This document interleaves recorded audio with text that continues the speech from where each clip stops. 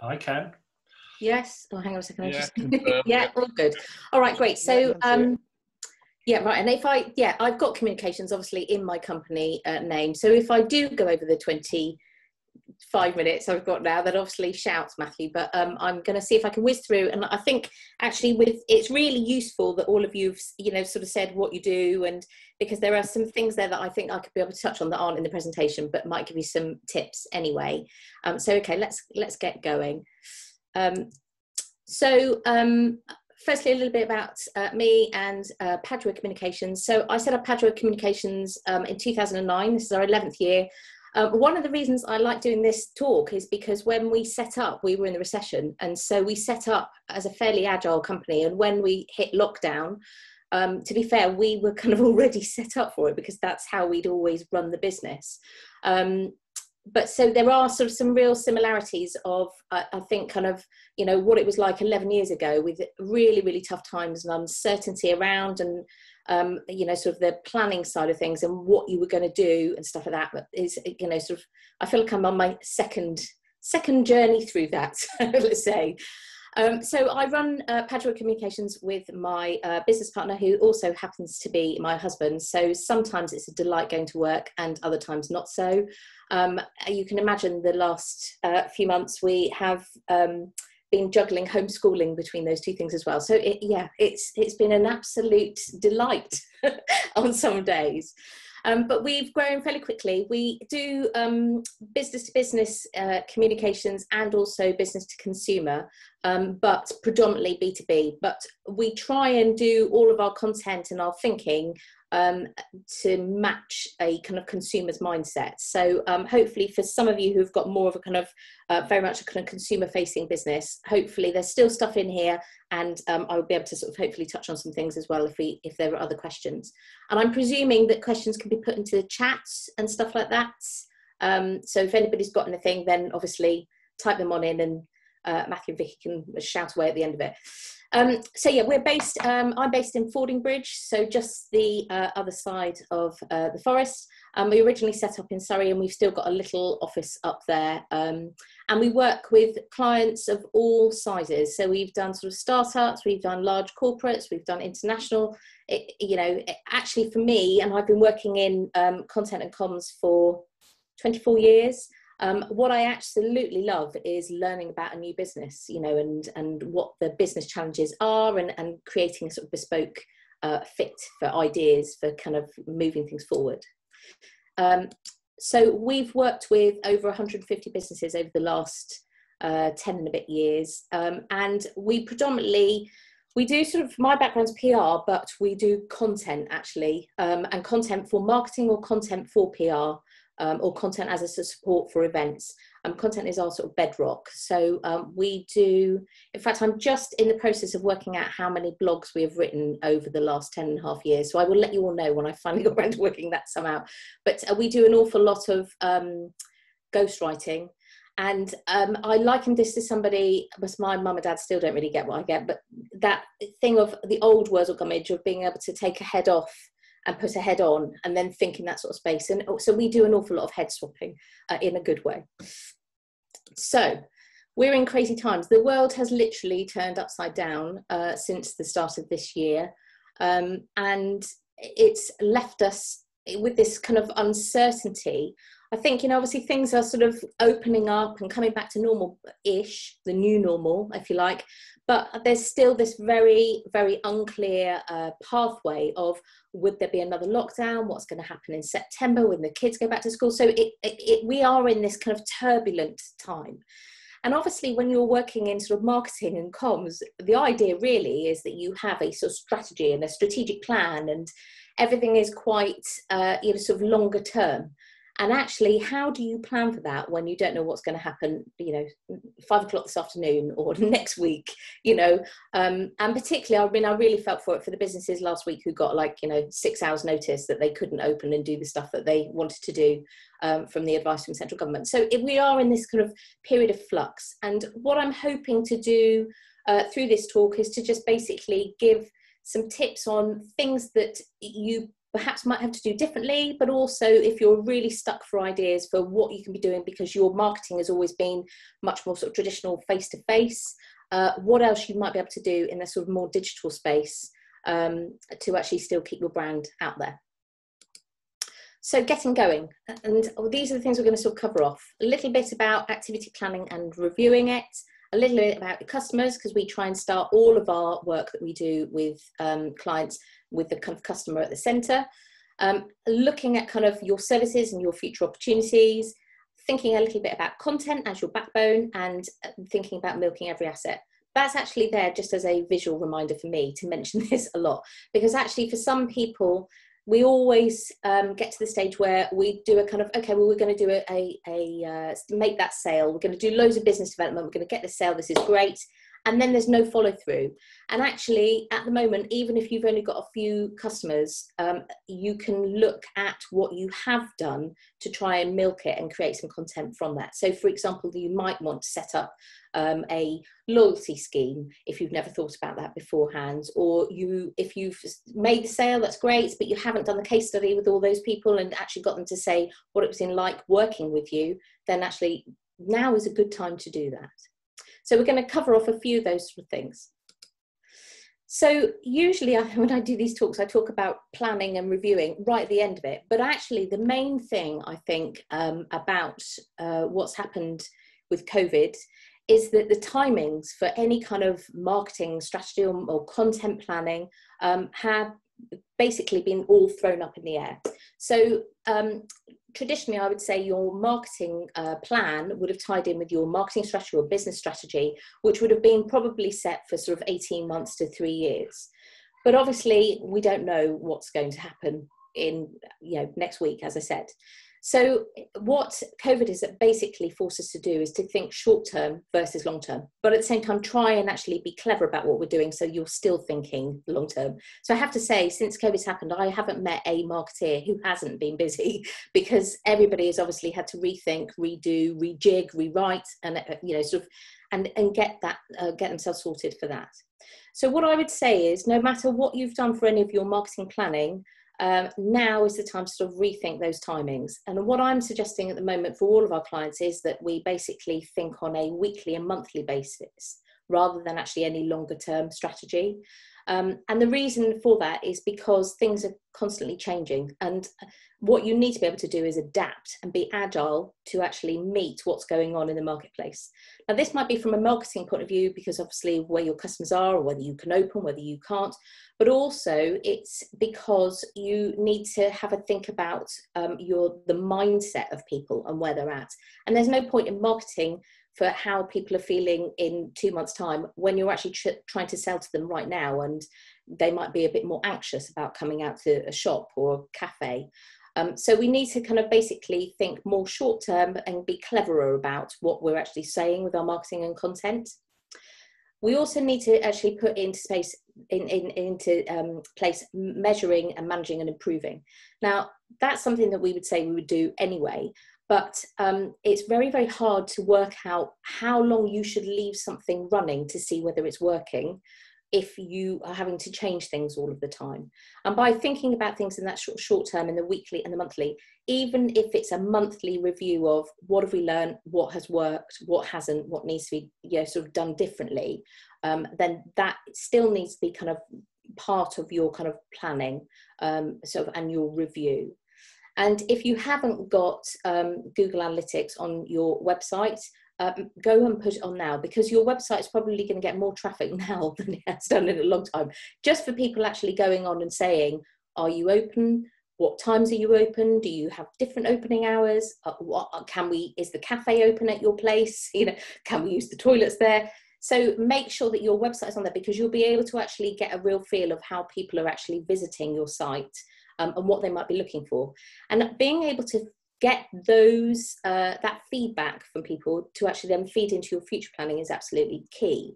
So we always sort of say, when we're actually doing kind of content planning for our clients, that it's really useful to work with if they've got an SEO company, or if they've got somebody else who's managing their website and we're not doing it for them, just to be able to see where people are landing on their site, And also, I have to say at the moment, if you are finding that you've got a bit of time, then having a bit of work on the kind of usability of your website and actually how it looks is actually quite a really, really interesting project to do. So it might be that actually, you know, you've got your COVID statement on there, but actually how easy is it to find information on it? And I think we're all creatures of habit.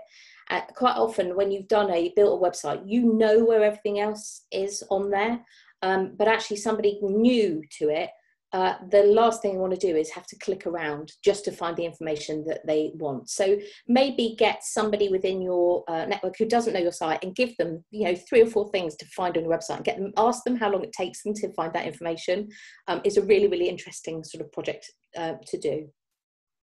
And with it, be flexible. If it's not working, change it. You know, there's no kind of shame in thinking things aren't going to plan at the moment. Everybody is in the same boat. And I really hope that as we come out of it, everybody still retains that honesty about actually business is tough, rather than everybody just saying, yeah, everything's going swimmingly. Actually, it's fine. Because there's an awful lot of that, I think, that goes on. Whereas I think COVID has been a real leveller for everybody to be sort of a bit more honest and authentic about their business and, you know, how tough it can be for us. So yeah, make sure that you're reviewing, you're planning, but you're reviewing, but in short term, and make sure that if it's not working, change it, but see what you can learn from it as well. So, okay, so let's talk a little bit about the customer. Now, you probably will have done some work on who your target customer is, or you might have several of them. We have 3 kind of target customers, and sometimes they're called brand personas or brand profiles. But I like to sort of have a think about it in this particular time at the moment with, it's not just the people that you are actually talking to all the time. Actually, who have you worked with in the past that you're no longer working with? Lapsed customers, or, you know, have you got people that you've still been talking to, but you haven't managed to kind of engage them and get them to work with you so far? Have a look at your staff and the people that you're sort of working with. Some of them might be on furlough, and actually they quite often can be your biggest brand fans, or your biggest brand ambassadors. And if they have not been treated as well as they could have been in these difficult times, they could be bad-mouthing you left, right and centre. Hopefully not, but just have a bit of a think of who are the people that you come into contact with within your kind of customer and your sort of stakeholder base. You might have other partners or suppliers. So have a look at all those sort of different target audiences. And with it, ask them what has changed for them since March 2020. Because you may well find that actually you're completely working on an assumption that is no longer there and is no longer the case for them. So just to give you an example of this, one of the clients that we work with, they do logistics, and one of the things that they changed really early on in lockdown was they looked at the way that they invoiced their work and their payment terms, just so that their customers could manage their cash flow a little bit better. And we've since done a survey with them, and that has been one of the biggest things that their customers appreciated. The fact that actually they weren't just carrying on as business as normal when they knew that there was going to be an issue. We also had another client of ours who came and spoke to us right at the beginning of lockdown. They were in building and construction, and they knew that it was going to just go belly up for a little bit. So they came and spoke to us and said, look, can we do 50% of the work? You know, can we have a think about how we bill it? And we have sort of said, yeah, that's absolutely fine, no worries. You know, actually within 3 months, they're back to doing what we're doing. But I feel like actually the relationship we have them is tighter and stronger because we've listened and we've worked with them to navigate through these sort of uncertain times. So use this time to speak to people. At the moment, everybody's doing these kind of virtual calls. Some people are really missing just having a conversation without the whole big screen in front of them. So maybe just this week, you know, every week, pick up the phone and speak to 5 people that are within your network and try and make it so that it's an existing customer, a new customer, somebody who's lapsed, somebody within your supplier network. And just have a chat with them, but ask them what's going on in their world, because also it will give you an idea of things that you might have to modify, if not now, in the run up to Christmas, particularly when the furlough scheme stops.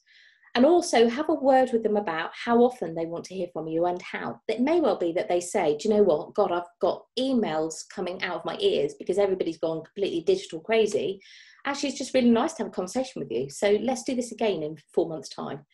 That actually is fantastic feedback, being able to fit into your marketing plan and how you're going to kind of move forward. And ask them what kind of things they want to hear from you. Now, marketing and content marketing has changed a lot over the time that I've worked with it. And now direct selling doesn't really work. You know, when we're creating content for our clients, we're thinking about what value we can add, what can we teach people, what can hold their hands and talk them through, you know, sort of issues or challenges. So have a think about what would they want to hear from them. If you can, ask them. But also think yourself, what is the most useful thing you can give them currently without actually you losing money particularly? But what is that thing that you can give that they will think, crikey, that's useful. I had no idea. Now, it might be something that's a bit off the wall and nothing to do with your business. It might be something that you've learned over the last couple of months of dealing with, you know, sort of a lockdown. But actually, you'd be amazed at how many people are just sharing and building and forging new relationships with people who have basically opened up and shared a little bit about their experience. So yeah, for example, I'm doing a talk in a couple of weeks on giving and CSR. It's not something I normally do, but I've done it once. I've done it, and we're about to do it again. And actually, as part of our marketing and our story, it tells quite a lot about the Padua Communications brand that we wouldn't necessarily use in our sort of direct marketing to get customers. So sometimes you have to think a little bit outside the box and milk every asset. So what this point again, if you have worked with people and you're thinking, God, actually my customers have completely dried up, things aren't going back to normal, go back and see what you can speak to them about or get them. It might be testimonials, it might be a case study, you might be able to do a really, really quick sort of just video of them on their phone that they send into you that you can use for social media. But try and make sure that you're using every asset that you've got. And when I say every asset, I don't mean it like actually people that you're going to, if they don't give you a nice thing, you're going to go out and take them out, but think about all of the marketing materials that you use and that you need and where you might be able to bolster them if you're a little bit low. And testimonials and case studies, I think that there's nothing like peer-to-peer knowledge and sharing. And if somebody else has said, I had a fantastic time there, other people trust it actually. So that's something that I would say, if you can spend some time doing, it would be very, very useful.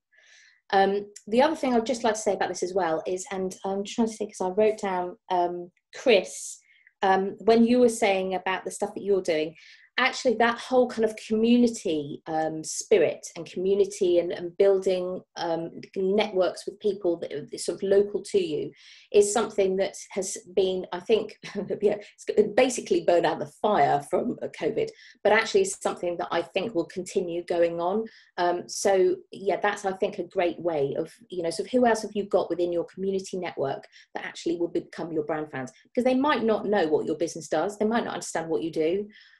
So, you know, if you can, have a chat with them and get them so that they're doing their marketing, your marketing for you. So, be sensitive. We've obviously had crazy times. There's an awful lot of assumptions, I think, in general marketing and content and comms. And I think probably what we've all learnt is that we don't know enough about people's businesses to just put anything out and hope that it will be okay. People have been through a really, really tough time, and I think everybody is feeling a little bit emotionally raw. That's probably the best way to describe it. And so I think with anything that you're doing, you need to basically make sure that you are thinking about marketing to the head like you normally would, but also marketing to the heart. How does it make somebody feel? Now, some of the best marketing you can do has an absolute sort of tug on an emotion. It might make you really angry, to be fair, or it might make you really laugh. But usually if you're remembering something, it's because there's an emotional kind of link. And I think what we need to be doing now is doing that, but also being incredibly careful about what we're saying. There won't be, I think, any big brands unless they're completely daft, thinking, oh yeah, they're going to try and make a fast buck out of something or other, or being clever with wordplay. It's just not, it's not the right time for it. So if you have done some content planning in the past and you're using stuff that you've already got, which is great, that if you can do that and you've created evergreen content, just go back and spend some time and review it. Make sure that actually the images that you're using, the videos that you're using, fit and marry with what you want, how you want your brand to be seen at this particular time. And make sure that actually you're not just repurposing blogs and content that actually just won't, they'll be slightly out of kilter, because there's nothing like somebody being kind of a bit irksome to make you think, actually, I just don't want to use that. And consumers can be very, very fickle. So I would just say to everybody, make sure that you've got an extra kind of brushing of care with what you're saying and what you're doing with your content planning. I love this slide here. I just think it's quite useful. So great that everybody will be able to see it in the recording, but it's taken from Wootrick, which is a company that does this customer journey. But I just wanted to sort of re-emphasize that point, that even if you've got no customers at the moment at all, everything's very, very slow, you can still have a look at people who have, sort of worked with you in the past. So maybe have a think about your service and your loyalty schemes, where you perhaps might have had all of your focus for your content planning in the past at kind of the awareness and consideration stage of the kind of buyer journey, which is what that big sort of colourful band is going down the middle. But it also is quite a good sort of point of just having a think of what other things you might be able to be doing, because now is the time to try new things as well, I think. So if you've never done a kind of landing page in a campaign, try it, see if it works for you. It might be actually kind of much simpler to update and create than actually getting a website so that it's all up to speed and it's got all the correct messaging on everywhere. And particularly if you have delivered or you developed some products and services out of COVID, that might be the kind of the way forward. So just have a think about what you have done in the past, and maybe have a think about, is it time to revisit it? Is it time to put some more phone calls in as part of your marketing campaign, rather than just relying everything on email?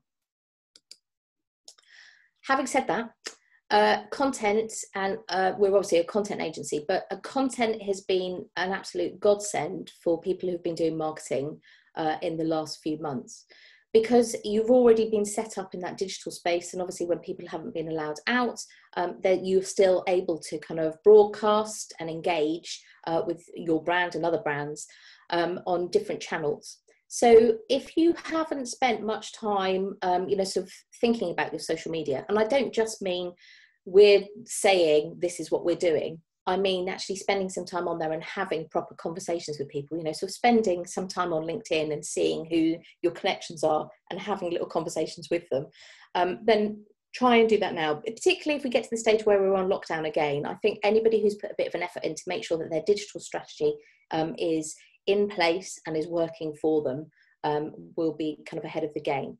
It doesn't mean to say that you have to be on every single social media channel. So just make sure that you choose the ones that work for you and that you've got time to basically spend some time with. But all of these different sort of content types would sort of work within that sort of digital space.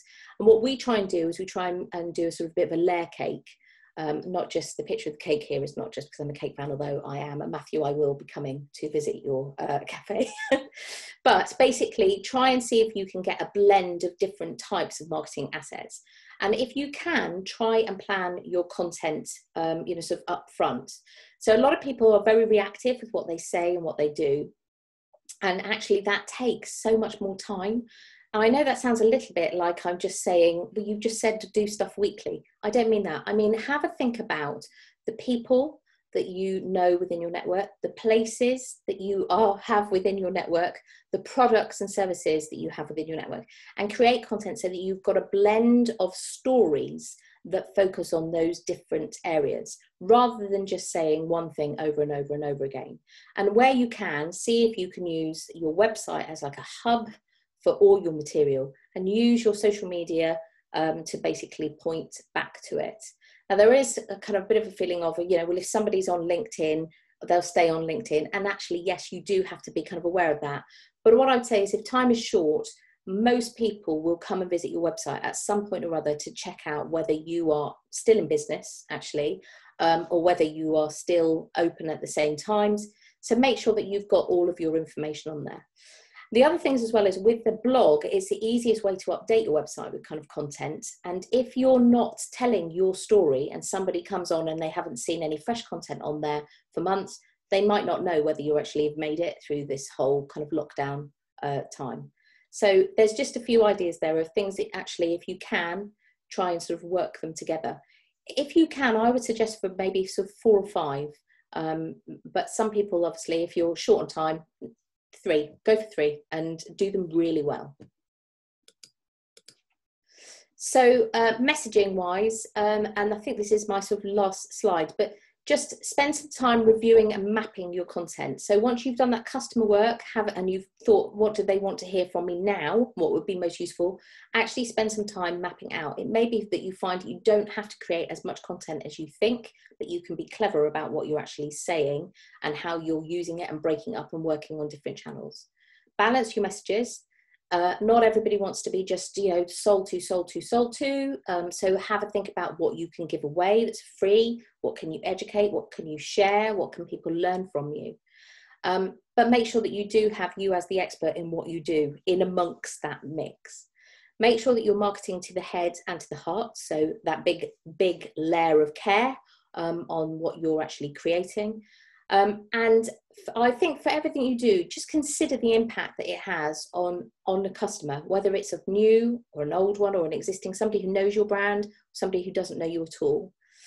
Make sure that you're consistent across the channels. So don't just think, oh, great, I'll just update the website and then don't do anything else. If you're doing your sort of marketing across those different channels, make sure that they all are cohesive and work together.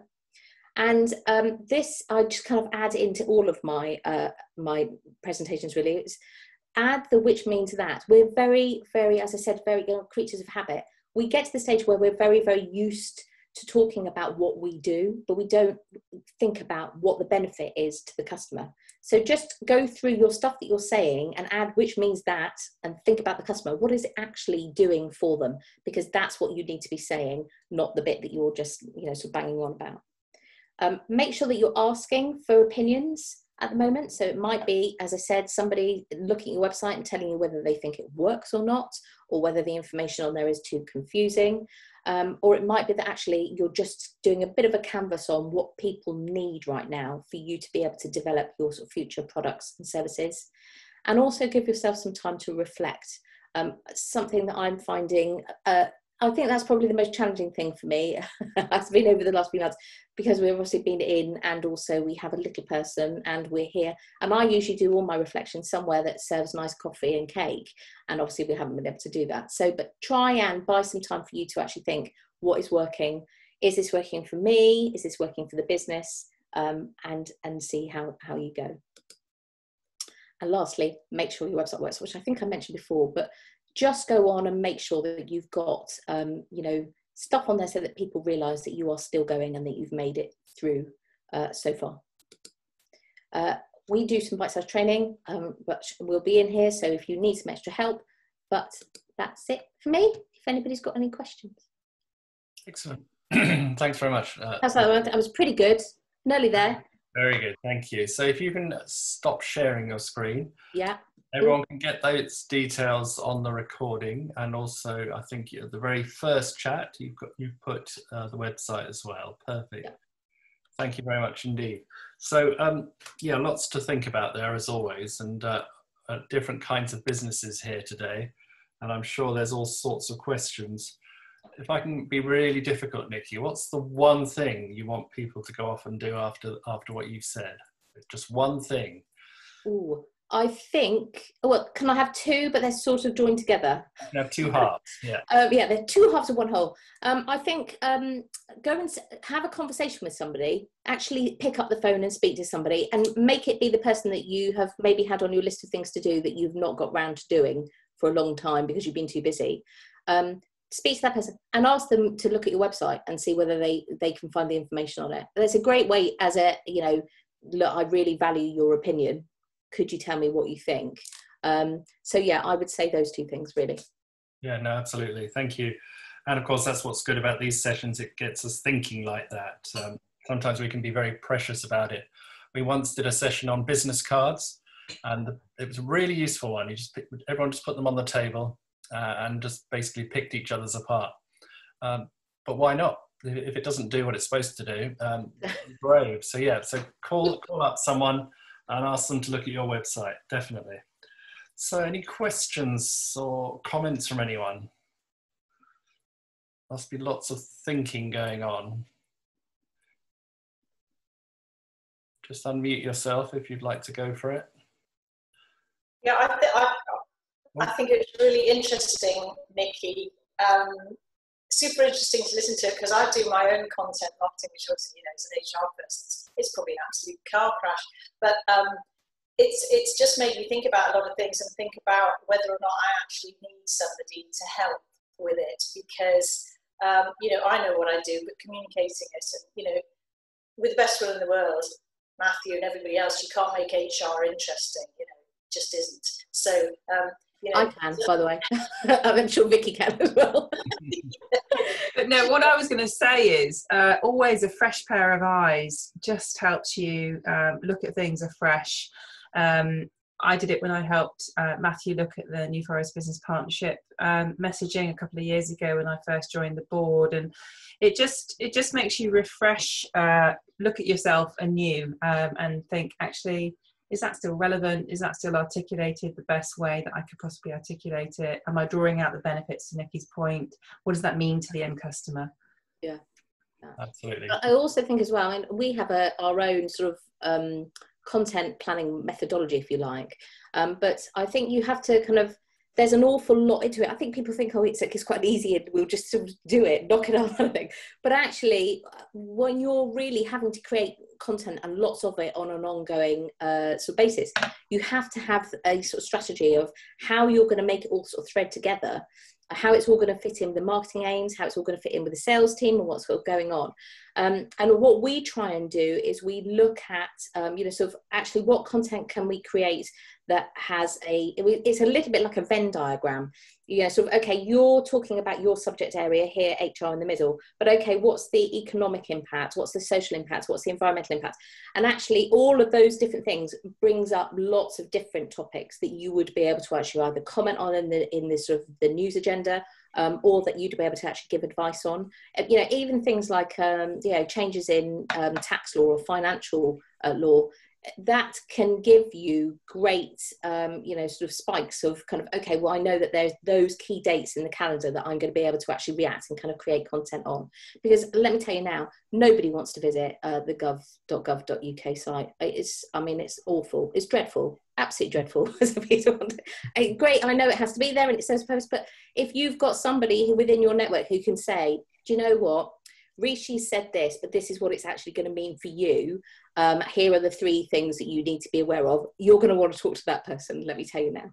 Yeah, great. Thank you. Francis, you had your hand up. Yeah, well, not so much a question as just an endorsement. So as a person new to an area, I've got services I want to find, and they range from yoga classes to dog walkers. I'm absolutely flabbergasted by how unuseful the information online is from some of these businesses. So my take from this is that everybody has to update everything. So I've gone to websites and I have no clue whether they're meeting or not, because clearly it was written pre-COVID. So I can't even tell whether they're open and their facilities are there. Yeah. I have Facebook pages that are just as unuseful. And obviously I could ping messages out, but I don't want to. I don't want to send a message to every single dog walking website until I find one that responds to me. So I'm really just endorsing what you're saying, but I'm flabbergasted. 8 out of 10 probably of the places I went to after asking for recommendations failed to give me really basic information, and it was just horrifying how, I mean, I was shocked, really shocked, and that's just in the last week. There's two things that I'd say about that. So actually, it's because I'm new-ish. Well, we've been here 4 years. Compared to some of the people in Fordingbridge, I am a newbie still. But basically, if you can find where you are, if they community groups on Facebook, they are probably the best way to find out. We've got one called Fordingbridge Our Town, where basically if you've got any questions, you ask, and people just go, here's a plumber, here's a Pilates class or whatever. And actually, you've got kind of up to the date, you know, sort of, and kind of relevant information. And I think that the other thing is, and I mean, it's one of those things, it sounds like everybody's not doing a very good job, but everybody's brilliant at what they do. You know, if you're really, really good at HR or design or finance advice, that's great. Doesn't mean that you're a good marketer. And that is, unfortunately, the issue is that you have lots of people who think marketing is just oh yeah, well, I can do social. Well, yeah, you can, but you won't be doing it as well as somebody who actually does this as a profession, you know. So, I mean, I pay somebody to do my books. I can do them. I mean, I hate doing it, but I couldn't do them. But I know that Nicky, who does them for me, understands that way more than, you know, I do. So I think, yeah, that is that. Who do you know that's, you know, and it is difficult because for some people, they don't have that money to outsource, you know, sort of the kind of expert advice, whether it's marketing or bookkeeping, whatever. But I think if you can within your business and actually do that, you will get much more value from it than trying to do it yourself. Great, thank you. Any other questions and challenges? We've got a communicator here ready to solve all your problems. Yeah, ask me anything. One of the things I was going to say, so thank you for mentioning what I call the touchy-feely sort of aspect of business. I've always been somewhat of a fool in this sense, really, because I've always believed that you do need, if you have certain skills, to spread those skills about to actually be able to help people. I mean, for example, my background's accountancy, but do I do my own accounts? Not a flipping chance. A, because I'm out of phase to a degree. B, I hate it. Boring. And when you're doing it yourself, you always have a tendency to sort of want to cheat a little bit. Oh, I'll put that in, that'll be fine. You know, and it isn't fine. I mean, just today, there's a message we're sending around about all these people who suddenly buggered off overseas, you know, to try and avoid paying taxes and so on. And there's actually a new piece of software the HMRC have got, which will track them down. And of course, we defend them from these things. So when I'm appealing to people with regard to the way in which we work as opposed to what we do, because there's the cold-hearted way of saying about this is what we do, boom, boom, boom, boom, boom, boom, boom, right? And then there's well, actually, what you need is somebody who's on your side occasionally. Somebody who you can, you know, feel, but it's very difficult to put that in marketing terms, isn't it? Without sounding too airy-fairy and pussyfooting about. Yeah, it is. And also I have to say as well, some people are, just because they are, and it's in their nature, they're not very good at selling themselves. They're not very good at going, I am absolutely bloody brilliant at my job. And, you know, you should speak to me. Particularly you think how many people actually hate doing the sales for their own business. You know, loads of people have an issue with it. Whereas actually, if you've got somebody else who goes, you do that, that's amazing. Okay, that's, I will do something with it. That happens all of the time with the companies that we're working with. People just, they think, I mean, I was having a conversation with a client yesterday and they have a ticketing for like a customer service. And it's 2 hours from somebody putting a ticket in to actually it being sorted, no matter where they are in the world. That's what they've got. And I said, well, that's incredible. Like, you know, that is amazing customer service. And they said, oh, yeah. They've been doing it for 12 years. They've never really told anybody about it. Why not, you know? So I think you're right. Sometimes having, you know, somebody else there who can sort of go, no, that's a story. That's a key message or key thing about working with you. And you should be saying for example, if I get out of the way of that was designed by a member of mine actually on the Isle of Wight. And it's that helping hand. I really liked it. I thought, oh, I'll use that. So that's what I've done. That's my content. That's about helping people get up that particular hill. Trouble is, some people don't know they're down at the bottom of that hill. Some people are in denial about the fact they don't need any help. Or I get a lot of, oh, I've never needed your kind of help. Well, chum, we're the people who, you know, supported you through this COVID outbreak on, for example, the self-employed grant and these kinds of things. So it's this thing about, you know, how I get across trying to is how I just would like to have a chat, just to say, you know, this is me, you know, I've met people from the FSB before. Well, you hadn't met me yet.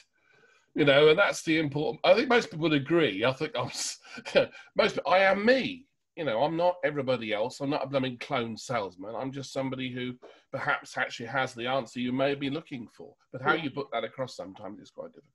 No, thanks, Chris, and carry on being you. That's very important, as you say, because otherwise it's just a faceless organisation, and we don't want that. No. Same with NFBP or the New Forest Mark and so on. It's all about people, all about stories. And as Claire mentioned earlier, it's getting the content for our for our weekly news. I mean, Jane does this every week for Livington.com. You know, getting these messages out and telling stories about, so that people like, well, you know, it's all of us, but Francis gets all this information and it's all correct. So we've got about a couple of minutes left. Anyone else got any observations on communications, or a nice challenging question for Nicky? We've let her off very lightly so far. I was going to say, if not, I have got a couple of things. People did say things right at the beginning, didn't they, about positive, how to kind of, you know, positive news stories and stuff like that. At the moment, you know, that is a really, really key thing. I mean, the news agenda, yeah, quite often is a kind of, if it's not a doom and gloom story, it won't get in. And obviously with media, there's no guarantee, because you know, things can be moved left, right and centre. But at the moment, you know, sort of tell those positive stories. And what I would say as well is, even if you don't get coverage in media, make sure you're putting those positive stories on your website, because again, if somebody comes on and sees that and they feel like they have an affinity with your brand, you're already doing half that job of actually them feeling like they know you, which is what you want, because you want to have those people trust you, and then they will ultimately hopefully spend some cash with you. So yeah, positive stories, I think, you know, are key. And again, it might be something that you think, well, it's not actually a direct marketing piece. So for example, we have in Fordingbridge, we had a Facebook group set up called Fordingbridge in Need at the beginning of lockdown, which is basically just a group of volunteers. And I did the PR for them. Now I'm telling you guys, but I haven't actually told anybody else about that. But if I was sort of short of kind of stories and the rest of it, that's the kind of thing that you could then saying, look, you know, I do this. This is kind of, you know, is part of it. Yeah, Jane's got a question, sorry. Jane's got a quick question, yeah. Oh, just unmute. Sorry, I thought I had. Matthew, last time you told me to finish with a sales pitch. I just want to say something which is kind of a sales pitch. It isn't meant to be, but sometimes it is actually quite difficult to tell your own story. I don't know, I mean, I think we all find it difficult sometimes to kind of tell our own. And that is one of the big pluses of Livington.com, and the way we tell the stories about the businesses who come on board with us. And I think most of the people here who've experienced that from us would kind of agree with that. So it is a sort of sales plug, actually, because that is a great way to get those messages out there, is with that third-party endorsement. Yeah. That's interesting, yeah. And sorry, there was somebody, and I can't think who it was, who said about how can I get people to tell me more information for the stuff that I need to be doing. Claire, I think it was, yeah. We're looking for, everyone's looking for. Yeah, so what I would say for that is, why don't you create a piece of branded copy with like 4 questions that is just easy for anybody to fill in, and also don't necessarily get it so that it has to be the shop or the company that fills it in. Put them in around your local area and get other people so that they actually can just do it, and then just have drop-off points, because you'd end up having people saying stories, and there's nothing like somebody else seeing somebody else who's your competitor being absolutely, you know, sort of, this person has said this fantastic job about them, to get, you know, sometimes I think MDs who are a little bit like, no, well, I don't need to be doing that, you know, that's extra cash and the rest. All of a sudden, if they see the competition is kind of getting involved with it, you'd have other people going, hang on, we need to be in there. If there's a marketing team, I can pretty much guarantee that an MD would go and say, that person's in there, why aren't we in there? So yeah, maybe 4 questions and just get it so it's branded, easy, and let's put it around, and yeah, and launch it as a campaign and do some local media around it. It's so brilliant that you just said that, because I have a doodle pad beside my coffee cup, and on my doodle pad is actually, it's 6 questions, so I need to do some editing. But no, yeah, leave it at 6. On. Excellent, good, thank you. So any other quick final points? Excellent. I think we're pretty much there then. But thank you, Nicky. You've certainly given Vicky and I lots to think about with our NFBP communications, because you know, we are always reinventing, and clearly what we're doing right now is a new thing as a result of lockdown. This started back in March, these business support hours, when we had a discussion around how to keep communicating in a crisis. And this theme of communication has come back time and again. And it's really, really important. I still get calls at the hotel. Are you open? On our front page of our homepage, we are open, it says, but you know, people will still be asking and needing the obvious stating.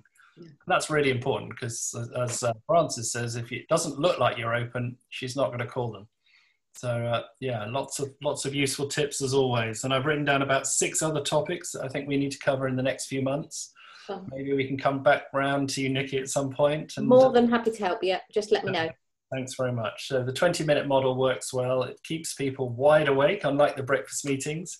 So that's perfect. So thank you so much for your time today. Next week is just coffee and a chat. No heavy presentations. It's middle of August. So sit there in the garden with something refreshing and join in. And we'll just have a virtual networking session. And thank you for joining us if you can then. Thank you. Au revoir.